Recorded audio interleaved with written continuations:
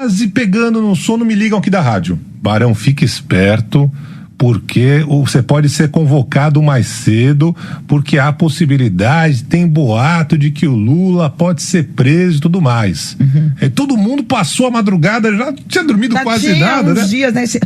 O que deu credibilidade a esse rumor, né, Barão? O que deu credibilidade? O fato de que o blog da Cidadania, que é assinado pelo Eduardo Guimarães, ele acertou muito, ele foi muito preciso quando ele divulgou com alguns dias de antecedência a prisão coercitiva do Lula. Antes de começar a edição, quero pedir a você que considere apoiar o blog da Cidadania com vistas à última batalha deste país contra a extrema-direita, que já começou com o julgamento de Bolsonaro e só chegará ao fim ao término da eleição do ano que vem. Eu, Eduardo Guimarães, criei um site político em 2005, exatos 20 anos atrás, para externar minhas análises, mas eu era empresário da área de comércio exterior. Antes fora industrial, mas ao começar a falar publicamente de política, minha visão atraiu muitos leitores. O site se chamava Blog da Cidadania. Devido à minha visão de que o caminho para o Brasil era pela esquerda, atraí muito ódio. Meu trabalho atraiu a atenção do então presidente Lula no seu segundo mandato. Eis que em 2010, no dia 25 de novembro, participei de uma entrevista com ele no Palácio no Planalto. Em abril de 2014 também, em janeiro de 2016 no Instituto Lula, também em 2022 em um auditório, já na véspera da campanha eleitoral, em que ele votaria para o terceiro mandato também, e em 2019 também, quando ele estava preso. Fui o último jornalista a entrevistá-lo e no dia seguinte à entrevista ele foi libertado. Em 2017, fiz uma reportagem que mostrou que Lula seria alvo da 24ª fase da Lava Jato, seria preso e conduzido coercitivamente. Eis que a direita e sua mídia finalmente destruíram a minha vida profissional. Tive que parar minha empresa e então só me restava o site Blog da Cidadania para sobreviver. Esse site foi destruído pelo então governador João Dória, que me impôs uma indenização de R$50 mil corrigidos por um erro de uma pessoa que alimentava o site para mim com notícias. Tive que passar a viver do canal do YouTube e hoje eu luto para manter a minha filha, que é doente, e fazer meu papel como comunicador que o destino me impôs. Preciso da sua ajuda, da ajuda do público, para continuar o meu trabalho. Sua audiência e sua eventual doação me ajudarão a continuar o trabalho cujo mérito é reconhecido por 500 mil de inscritos e por importantes figuras da vida nacional. Eduardo, eu queria dizer para você o seguinte, olha, que a minha relação de amizade com você extrapola a sua relação de entrevistador. Você sabe que amigo a gente escolhe. E pessoas de caráter como você, ao longo desse tempo que nós nos conhecemos, você sabe que qualquer coisa que você precisar, você pode contar comigo.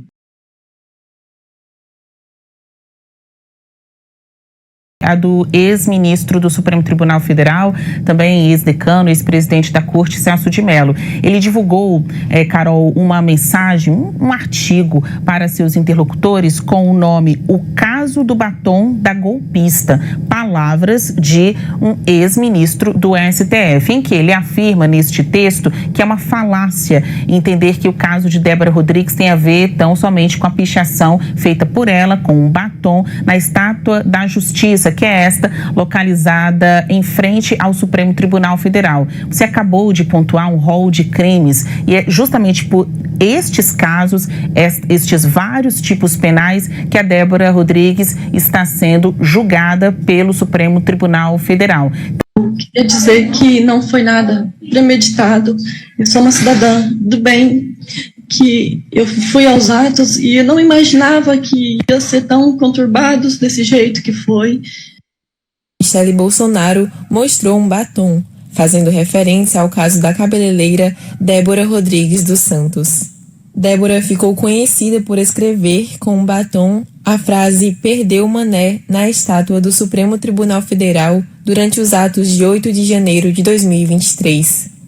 O caso ganhou repercussão. Bom dia, senhoras e senhores. Hoje é 19 de abril de 2025. São 10 horas e 30 minutos. A posição do ex-ministro do STF, Celso de Mello, e ataques bolsonaristas ao tribunal garantem que a pena da tal Débora será mantida.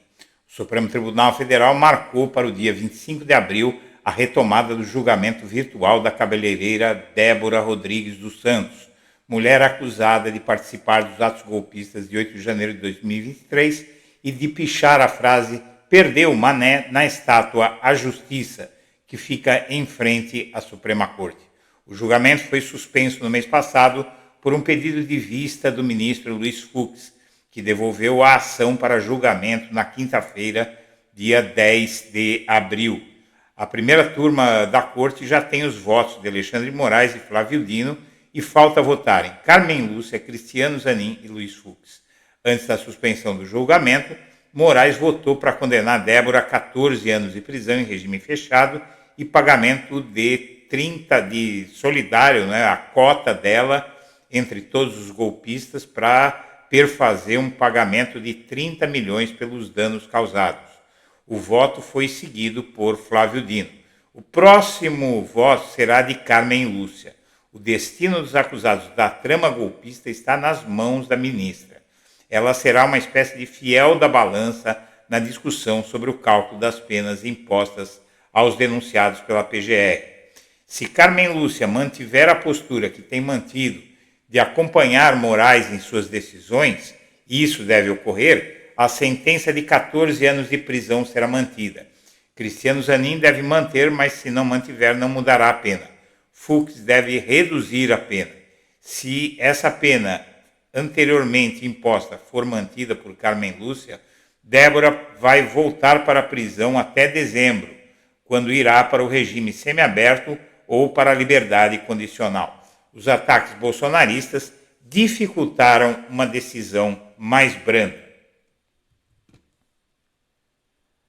Como você viu, Luiz Fux matou no peito durante o primeiro dia do julgamento do STF e pediu, e o STF em seguida, o Alexandre de Moraes, pediu a prisão domiciliar dela, Débora Rodrigues, dizendo o seguinte: com o pedido de vista do Fux, o Moraes falou que não seria justo para ela, porque o julgamento seria concluído naquele dia. Como houve o pedido de vista, a sentença dela não foi votada. Então ela continuaria a ficar sem decisão da Justiça, presa sem decisão da Justiça. Então, o Alexandre de Moraes, inclusive contrariando o Procurador-Geral da República, mandou ela para casa até que o Fux liberasse o julgamento e houvesse a pena. Se houver a pena, perdeu o mané, não tem jeito. Bom, o fato é que o Fux, em seguida ao Moraes mandar a mulher para a prisão domiciliar, ele liberou o julgamento do caso, devolveu o caso para o plenário, porque não queria continuar como o culpado por ela ficar mais tempo na cadeia sem julgamento. O caso dela vai ser julgado agora em abril e na semana passada foi especificado que o STF vai julgar o caso no dia 25 de abril, que será sexta-feira. O Supremo marcou para dia 25 de abril a retomada do julgamento virtual da Débora Rodrigues e a Justiça a primeira turma do STF vai julgar o caso na próxima sexta-feira. E o que acontece? Faltam votar Carmen Lúcia, Cristiano Zanin e o próprio Luiz Fux. A Carmen Lúcia dificilmente deve votar diferente do Alexandre de Moraes e do Flávio Dino. Carmen Lúcia vai ser o fiel da balança nas penas para os acusados de tentativa de golpe. A ministra do STF vai dar o voto decisivo para fixar o patamar das punições impostas na trama golpista. O destino dos acusados da trama golpista está nas mãos de Carmen Lúcia. Ela será uma espécie de fiel da balança. O caso servirá de parâmetro para outros julgamentos. É o caso da Débora dos Santos, que pichou a estátua da Justiça. O Fux pediu vistas, o Zanin também compõe o colegiado. já votou em julgamentos passados por penas menores. Então, possivelmente ele diminui a pena da Débora Rodrigues. O Fux, com certeza, já avisou que vai diminuir a pena. Porém, como já há 2 votos pela pena de 14 anos, dificilmente Carmen Lúcia vai votar a favor da Débora, inclusive porque ela sempre foi muito ligada a Celso de Mello. E como você viu, ele escreveu um artigo muito forte chamando a Débora de golpista e dizendo que a pena de 14 anos é justa. Causou controvérsia o voto de Alexandre de Moraes do Supremo na ação penal 2508, da qual ele é relator. O magistrado condenou a tal Débora a 14 anos e o voto dele foi seguido por Flávio Dino. O julgamento foi suspenso pelo Fux e há quem considere a pena exagerada para bolsonarista por ter participado da tentativa golpista. No entanto, o ministro Celso de Mello, ex-presidente do STF, que quando deixou o tribunal era o decano, defende o entendimento de Alexandre. Para ele, os 14 anos são um castigo justo e proporcional à atitude da ré. A resposta penal do Estado, diz ele, abre aspas, a resposta penal do Estado foi severa, exemplar e proporcional à extrema gravidade do comportamento da ré, considerados os diversos crimes por ela cometidos, entre os quais o delito de golpe de Estado, Código Penal, artigo 359-M, de abolição violenta do Estado Democrático de Direito, Código Penal, artigo 359-L, e de associação criminosa armada, Código Penal, artigo 288, além das infrações de dano qualificado, Código Penal, artigo 163, e de deterioração do patrimônio tombado, Lei 9.605, de 1998. Diz o Celso de Mello, é totalmente falaciosa, absurdamente divorciada da realidade do processo penal contra ela instaurado, a afirmação de que a punição a 14 anos de prisão se deve unicamente ao fato de a ré haver passado batom em uma estátua, continuou Celso de Mello. Não, a pichação, no caso, foi apenas um dos inúmeros elementos das múltiplas imputações penais formuladas contra a referida ré, a quem foram atribuídas práticas criminosas gravíssimas em concurso material, o que justifica, ante o que dispõe o Código Penal, a soma de cada um dos crimes perpetrados por seu autor, critério do cúmulo material das infrações delituosas. O advogado criminalista Pier Paolo Cruz Bottini endossa as palavras do ministro. Para ele, a pena é justificada pelo fato de se tratar um crime conjunto. Não se trata apenas do batom na estátua. Quando várias pessoas praticam um crime em conjunto, todas respondem pela totalidade dos atos. Em um roubo a banco, aquele que ficou vigiando na esquina para verificar a aproximação da polícia é punido pelo mesmo crime daquele que amarrou os seguranças e subtraiu o dinheiro. O ato de ficar parado na esquina não é crime algum, mas quando faz parte de um plano de roubo, o agente é punido. Então vamos ler a seguir a íntegra da manifestação do Celso de Mello. Abre aspas para o ministro Celso de Mello, ex-decano do Supremo Tribunal Federal e ex-ministro desse tribunal. Diz ele, a resposta penal do Estado foi severa, exemplar e proporcional à extrema gravidade do comportamento da ré, considerados os diversos crimes por ela cometidos, entre os quais os delitos de golpe de Estado, de abolição violenta do Estado Democrático de Direito e de associação criminosa, além das infrações de dano qualificado e deterioração do patrimônio tombado.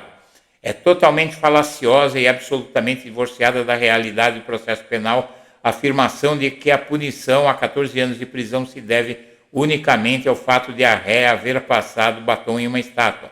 Não, a pichação, no caso, foi apenas um dos inúmeros elementos das múltiplas imputações penais formuladas contra a referida ré, a quem foram atribuídas práticas criminosas gravíssimas em concurso material.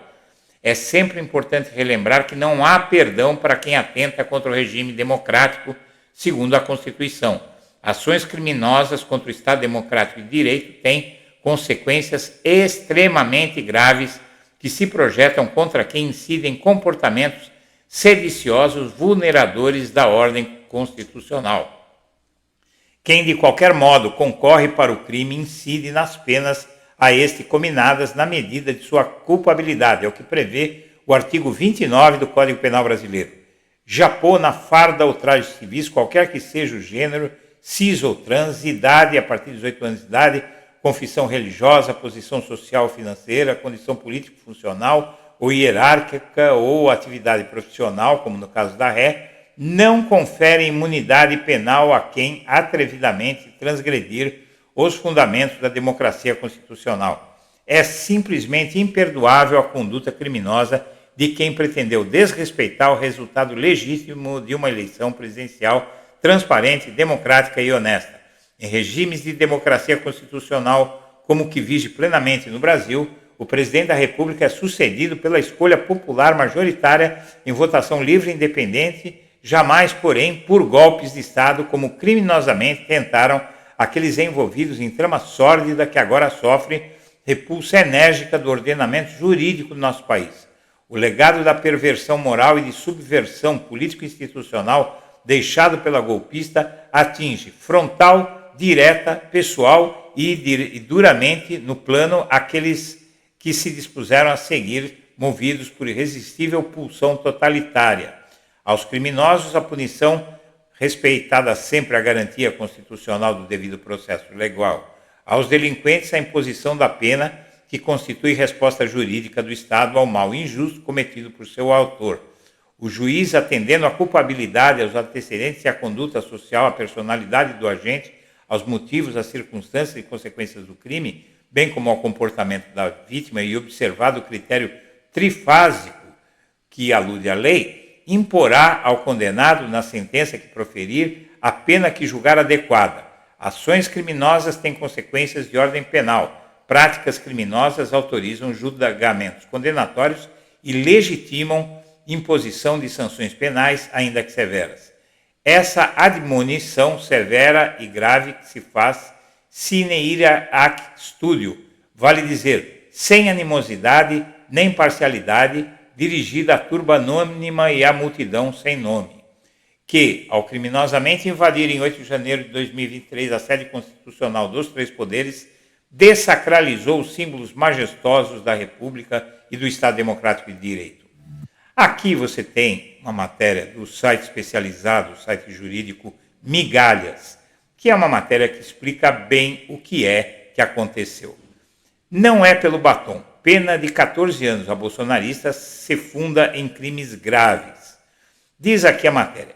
Em 1972, um homem comum, sem armas, sem explosivos, escalou o altar da Basílica de São Pedro, em Roma, e desferiu 15 marteladas na escultura Pietà, de Michelangelo.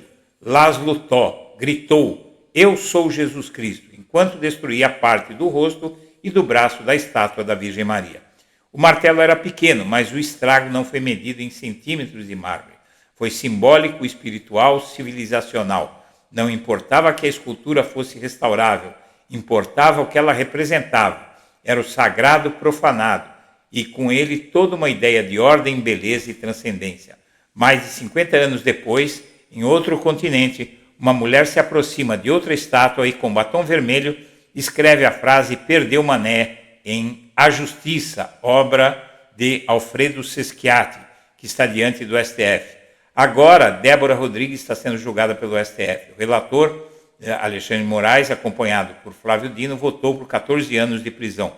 Desde que o voto do relator foi divulgado, comentários de tudo isso por pichar uma estátua ecoam nas mídias sociais.